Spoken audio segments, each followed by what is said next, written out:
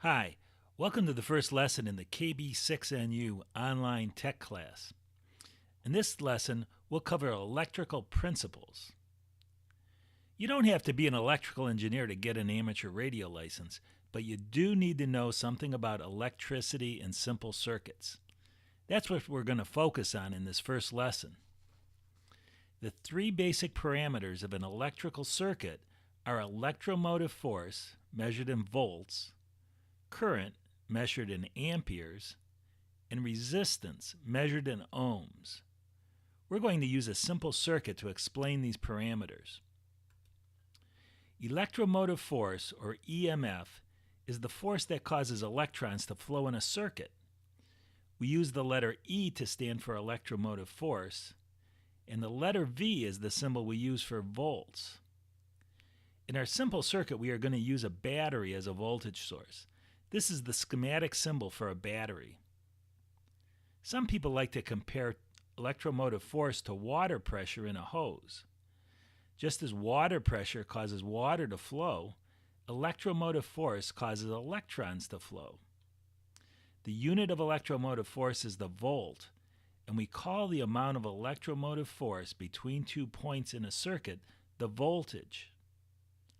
Question: what is the electrical term for the electromotive force, EMF, that causes electron flow? Answer: voltage. Question: what is the basic unit of electromotive force? Answer: the volt. Voltage causes electrons to flow in the circuit, while the resistance, as the name would imply, opposes the flow. We use the letter R to stand for resistance, and this schematic symbol is the symbol for a resistor. The unit of resistance is the ohm, and the Greek letter omega is the symbol we use for ohms. On the test, however, they spell out the word ohms. If we connect the resistor to the battery with a couple of wires, the voltage across the battery will cause electrons to flow through the circuit. The flow of electrons is called current, and current flows from the positive terminal of the battery to the negative terminal. We use the letter I to stand for current. The unit of current is the ampere, and the letter A is the symbol we use for amperes. Question: what is the name for the flow of electrons in an electric circuit? Answer: current. Question: electrical current is measured in which of the following units? Answer: amperes. Because the polarity of the battery never changes, the current will flow in only one direction through the circuit. We call this direct current. Question: what is the name for a current that flows only in one direction? Answer: direct current. Batteries supply direct current, or simply DC. So here's a kind of a random question. How much voltage does a mobile transceiver usually require? Answer: about 12 volts.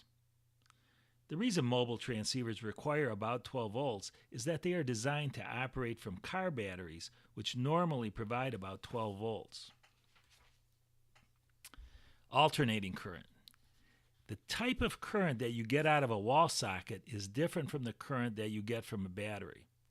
It's called alternating current because the voltage is constantly changing. It swings positive to a peak value, then negative, then positive again, as shown here. The waveform completes one cycle when it has gone from 0 to the positive peak value, then through 0 to the negative peak value, and then back to 0. Question: what is the name for a current that reverses direction on a regular basis?